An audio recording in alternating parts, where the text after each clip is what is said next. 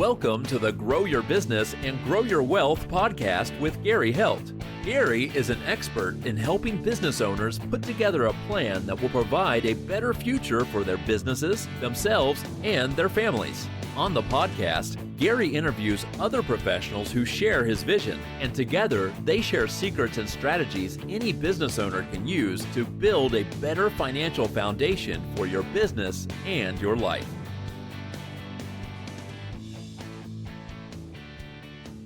Hey, welcome back to the podcast. This week, my guest is Christian Espinosa, and he is the founder and CEO of Blue Coat Cyber. Welcome, Christian. Thanks for having me on, Gary. Yeah. So, Christian, give me your story, your journey to getting to opening Blue Coat. This is my second cybersecurity business. So I used to be in the Air Force. I was in the military for a while. Okay. And then I worked as a defense contractor. Then I worked for a commercial company.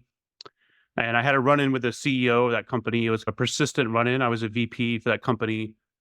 And things are like a blessing in disguise in hindsight, typically. So I decided to quit that job because my mental health, the stress of the friction between the CEO and I was pretty intense. So I quit that job without having another job lined up. I was like, I just couldn't hack it anymore, couldn't handle it anymore. And that was the first time I'd done something like that. So I started some freelance work. I did that for about 6 years. And then I started my first cybersecurity business, Alpine Security, and I sold that in 2020. And then I started Blue Goat Cyber about a little over a year ago. So what made you go into cyber? I went to the Air Force Academy for college. I wanted to fly jets. I saw the movie Top Gun, which inspired me to join the military. I know I joined the Air Force instead of the Navy. Right. So I wanted to fly jets. And then 2 years before I graduated, they cut all the pilot slots. So I would have had to wait several more years after I graduated to go to pilot training. So my secondary career was communications. Mm-hmm. And I ended up doing communications in the military, which is a lot of it's cybersecurity related. We're protecting classified systems, classified data, and just decided to continue down that path after I got out of the military. Okay. What in the kind of the cybersecurity world, how is Blue Goat different than all the other companies that are out there? There's a few main ways. The first way, and I wrote about this in my first book, is a lot of cybersecurity companies are purely transactional. Mm-hmm. There's not a lot of emotional intelligence. There's a lot of super bright people that talk over their clients' heads, over each other's heads. And we wonder why we're losing the cyber war, why we're getting our butts kicked. It's because I feel largely because of that. So my team has emotional intelligence. We meet you where you are. We make sure you understand what we're speaking about and communicate in a way that the message is received. That's one thing. The second thing is we don't sell products. We're not trying to sell you a product that we feel is going to solve everything. A lot of cybersecurity vendors will try to sell you a product that'll solve all of your problems. It doesn't work. And the third thing is we are niched down to focus primarily on medical device cybersecurity. On average, there's 14 medical devices connected to a hospital bed.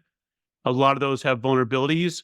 Our role is to help make sure that the device manufacturers that create these devices, it could be a drug infusion pump, it could be an implantable, it could be something that tests your blood for bacteria and gives you a recommendation for antibiotic. Any of these systems could be a surgical robot.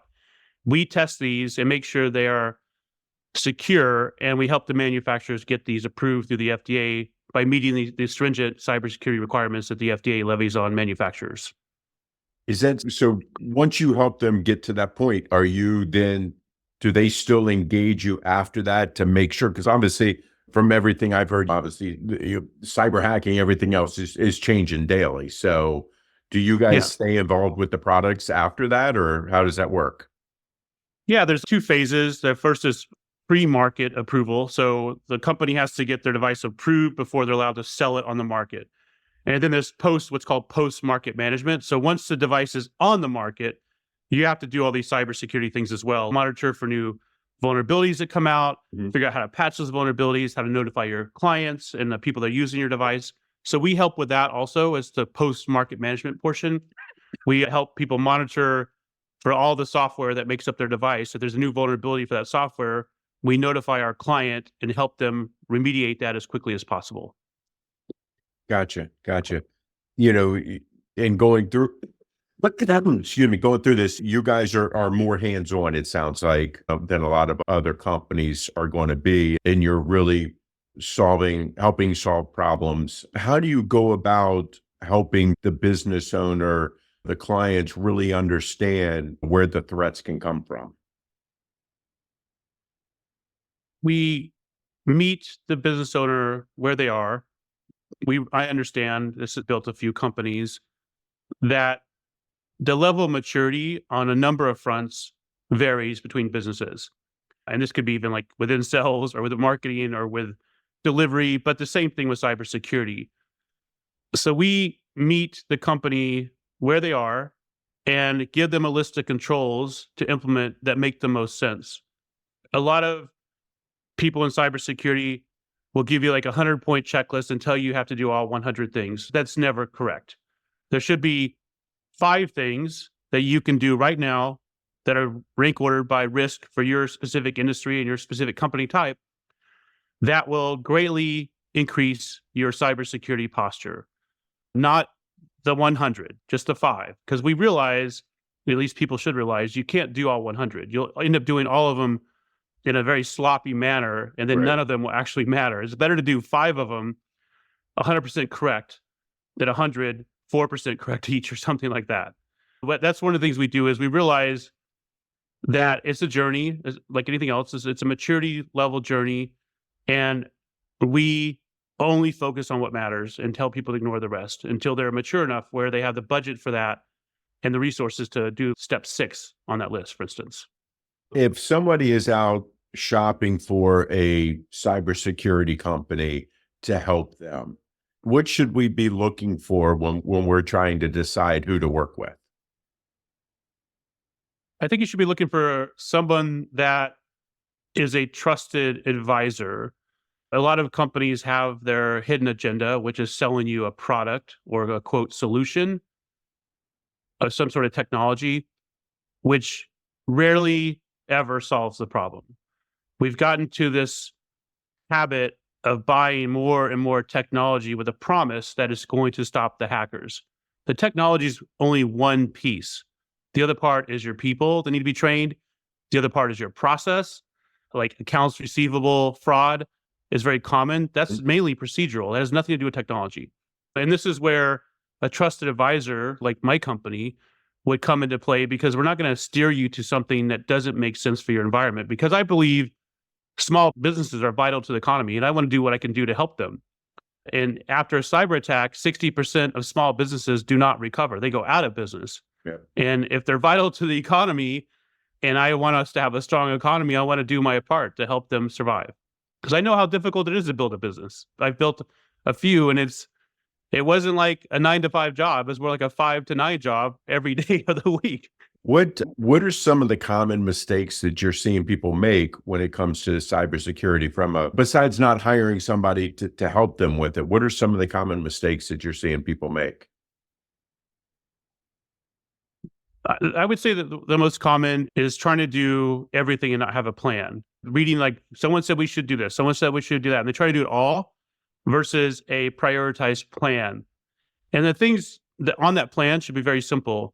I think we overly complicate cybersecurity and skip the basics often. So like one of them should be multi-factor authentication. Mm-hmm. That way, if somebody steals your password, who cares? They don't have the second factor of authentication. So enable that on your Office 365, your Gmail, whatever email system you're using, and that would stop a lot of the attacks. So the other one, the second thing I see a lot is people do not understand where their sensitive data is on their environment. So it's hard to protect your own environment when you don't understand your environment. So it's very important to figure out what intellectual property you have, what sensitive data you have, and what systems it touches. And then you can protect it appropriately rather than try to protect every single system because you don't know where that sensitive data or intellectual property is on. So those are a couple of the main areas. And we can always train people to not click on phishing emails, but I don't think that's ever going to work. If the more and more training worked, we would have people not falling for phishing scams, but they still fall for phishing scams. So we should plan that people are going to fall for a phishing scam and have a process around that.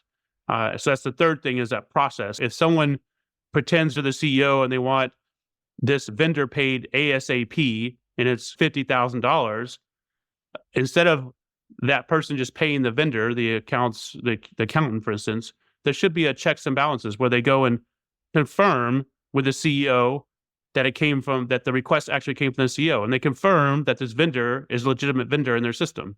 These are simple things, I realize, but they're not as always, the easy things, but they're not always simple to implement.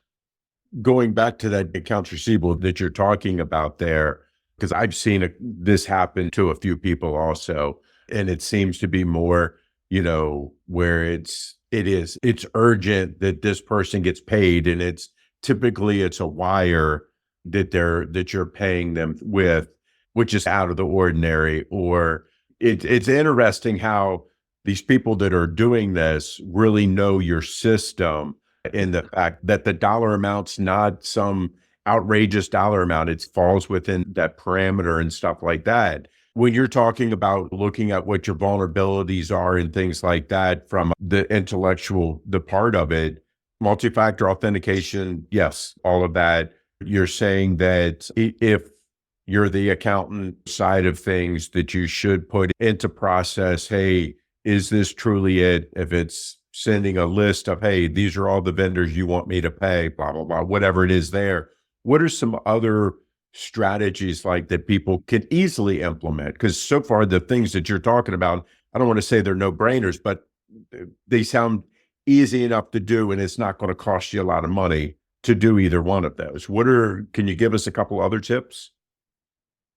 Yeah, the primary way attackers get into your environment, there's two primary ways. One of them is like a phishing email. We went over that a little bit. So we can train our users on phishing, but we can also assume they're going to click on phishing emails and fall for them. The other way is vulnerabilities. And vulnerabilities are simply unpatched or misconfigured systems. And this is why I'm not an advocate for just buying more and more technology to, quote, protect your environment, because the more technology you have, the more things that can be misconfigured and the more ways an attacker can get into your environment. And we tend to get in these traps of buying a new firewall, a new intrusion detection system, and often those things are unnecessary. And there's just one more thing you have to manage, and one more thing that introduces vulnerabilities into the environment. Making sure your operating systems are patched, all your devices are patched, your IoT devices, your TV you have in the conference room, making sure those things are all up to date, and the applications on your laptop, for instance, are up to date as well. It's not just the Windows operating system, it's all the applications, because a hacker can get in through a vulnerable web browser such as Chrome or Edge or Firefox. So all that stuff has to be patched. And it seems, again, that seems relatively simple, yet I am on a lot of Zoom calls with people and they're sharing their screen, and the Chrome thing says to relaunch it to update. And it's probably said that for a long time. Right. That means there's a vulnerability there. And if they go to a website, it could infect their computer. So we're getting alerted we need to update this stuff. Our Windows system is telling us we need to update it, but we don't do it. And the longer we don't do it, the more exposure we have to an attack. Now, I get a ton of emails now with companies that are soliciting me to do penetration testing. Can you talk about that a little bit? Yeah, that's one of the main things we do is penetration testing. We act as an ethical hacker. We emulate a cyber criminal to try to get into your environment. And however we get in, we tell you the holes we found and how to patch them or fix them before a true criminal gets in. So I think penetration testing is a good tactic after you've got some controls in place. It's a good way to verify those controls. I'm a proponent of what Reagan said. He said, trust but verify. So you want to trust this stuff you put in place is working, but you want to verify it. And it's better to have an ally, like someone like me or my team, try to break into your environment and identify something you may have missed versus a cyber criminal. And penetration testing is both technical as well as there's the social engineering component where we can test to see how good your users are with phishing emails. We can try to do an accounts receivable scam and see if they've got a process behind that. So it's not just technically trying to break into your environment. It's also the human aspect of it as well. Because that's most attacks involve the human element more so than the technical aspect. Now, if I have my regular, I'm going to call it my regular computer guy who is providing me service and stuff like that, should we have them do the penetration test, or should we hire somebody like you who isn't part of our environment right now to do that? You should absolutely not have your IT staff do a penetration test. Some of them will say they know how to do it, but the reality is IT in cybersecurity, although seemingly related, are actually drastically different. People in IT know how to put things together. People in cybersecurity, like penetration testers, know how to break them. So Okay. it's a completely different skill set. And you always also don't want the person that is supposedly setting up your environment securely checking themselves. Right. That's always a recipe for disaster. And we've worked with a lot of companies that have this exact same scenario. Their IT department says, "Oh, we're totally secure. We've done all this stuff."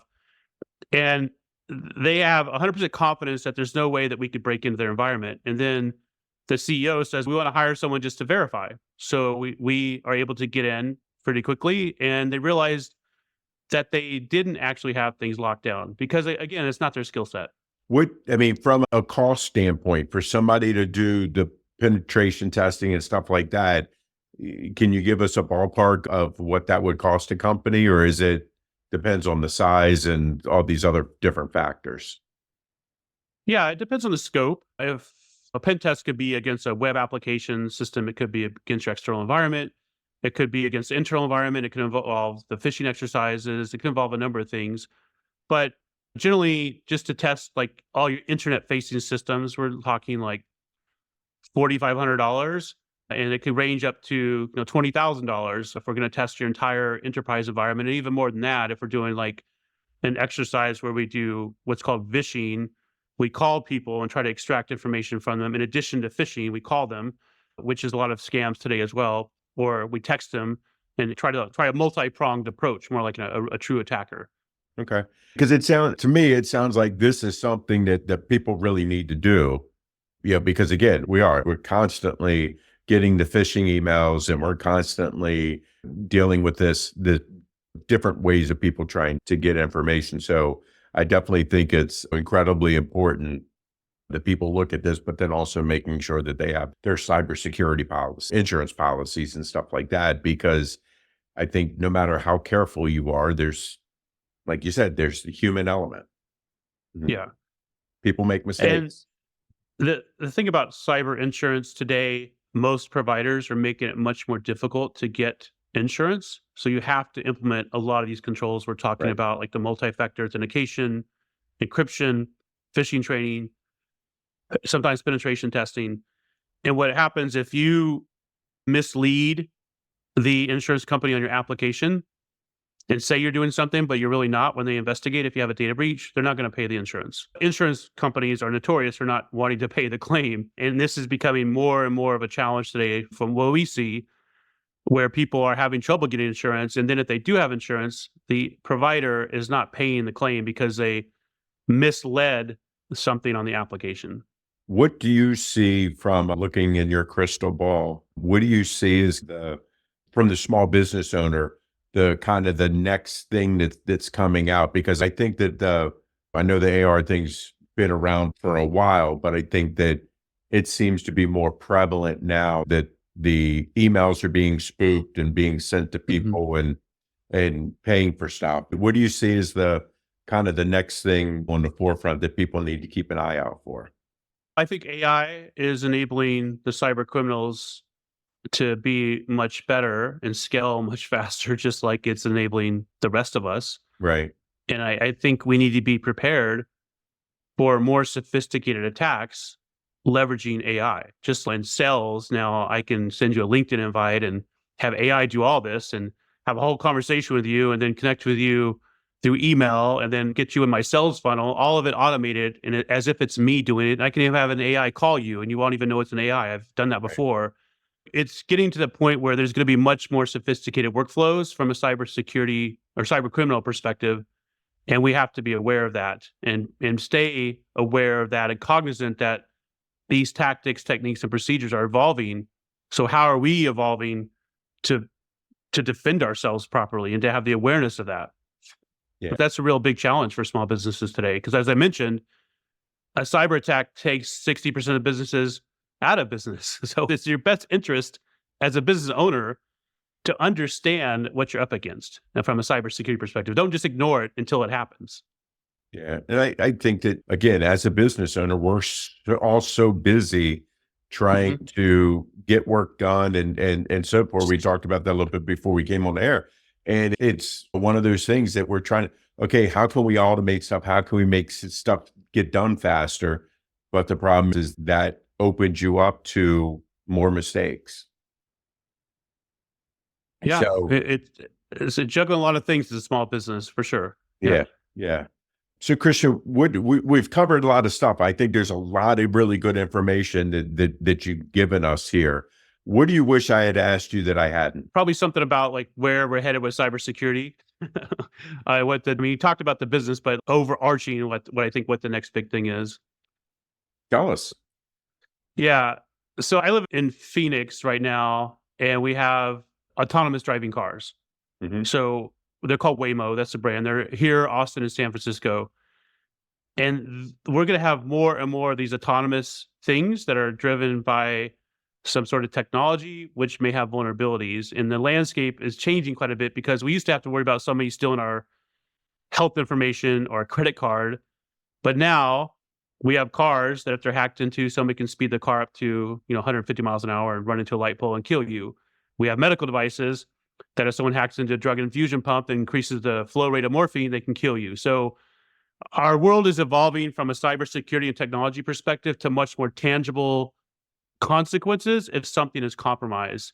And I think we need to have some awareness around that because we have more and more things today that are robotic or use AI. And just because it uses AI doesn't mean it's not hackable or doesn't have vulnerabilities.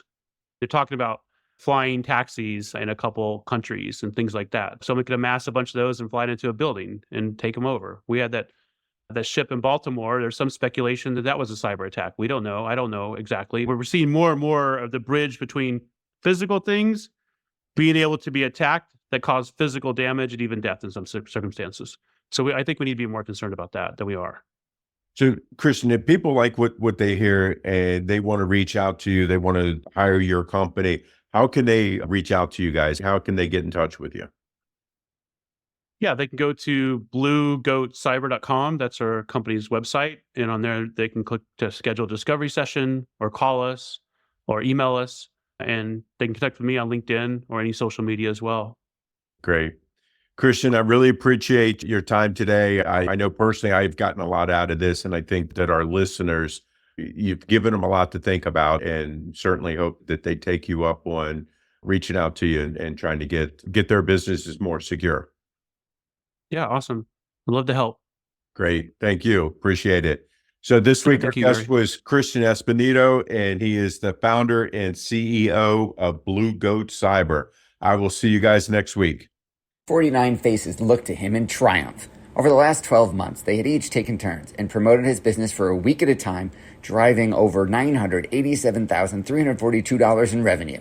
What if you had a network of 50 centers of influence who promoted your business every week for a year?